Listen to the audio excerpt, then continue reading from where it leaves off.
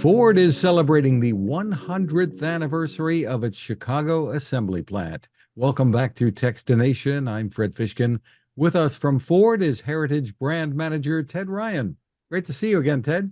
It's great to speak with you. We've got a fun one. 100 anniversaries, 100-year anniversaries are rare and they should be celebrated.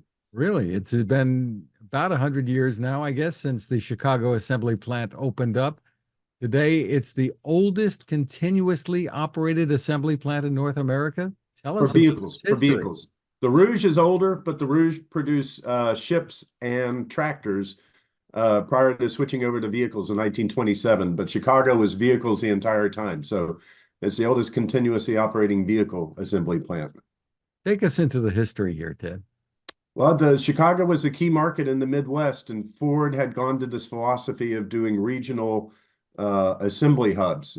So we had the Crystal Palace and Dearborn, and we had the Rouge in Dearborn, but Chicago, Atlanta, Kansas City, the other regions, we began to build plants. So in March of 1924, they built it, and Fred, it's stunned me when I found the research. We built 100,000 Model Ts and trucks that first year in Chicago, even in that last 9 months. So that assembly line process is something when it gets going.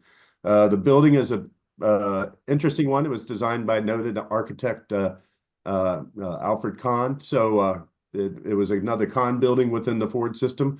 And in the lifetime, in the 100 years since, they've built over 15 million vehicles in Chicago. That's from the Model T on up to what's it doing today? Today, it is actually doing the all-new Explorer, the Aviator, and the Police Interceptor. The Police Interceptor is an interesting one. So basically, it's an Explorer, but then it's sent to an upfitter who converts it into a police utility vehicle at the request of the individual police precincts. They can specify if they want lights on top, inside, everything else like that. So those are the three vehicles that are produced in Chicago now. And I think it goes a little faster, if I'm not mistaken.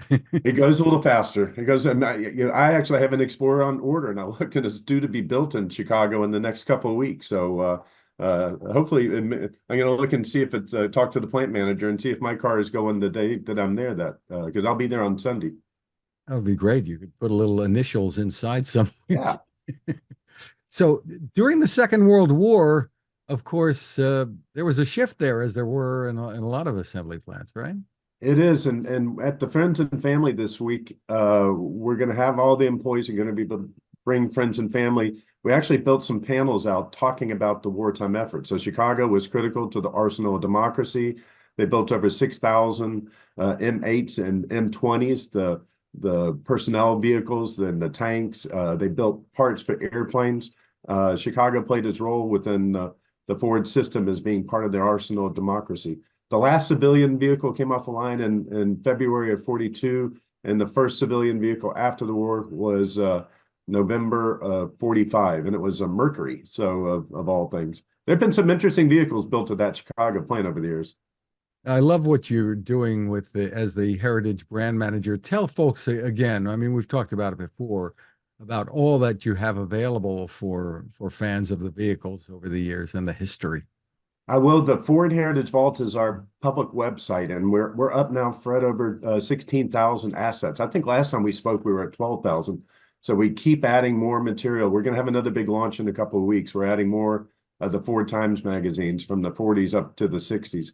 But it's FordHeritageVault.com, 16,000 assets. There's a picture of every Ford vehicle that we have and that we have scanned. And we're constantly finding new brochures and scanning those. Everything is available free for download and for research. So if you want to see pictures of that Chicago plant from the early days, you would just go in there and specify Chicago Assembly, and you can download some. I don't know why you'd want to. I'd rather have a picture of a pretty Mustang, but you can if you want to. You can go find it. More importantly, you can find all these great brochures, and you can find the Ford Times magazine, which has fantastic stories about not just our cars, but about what was going on in the world around it. Really terrific that you and Ford are doing all of that. Again, it's FordHeritageVault.com. Congratulations to Ford on the 100th anniversary of the assembly plant in Chicago. And Ted Ryan, thanks for spending time with us. Thanks, Fred.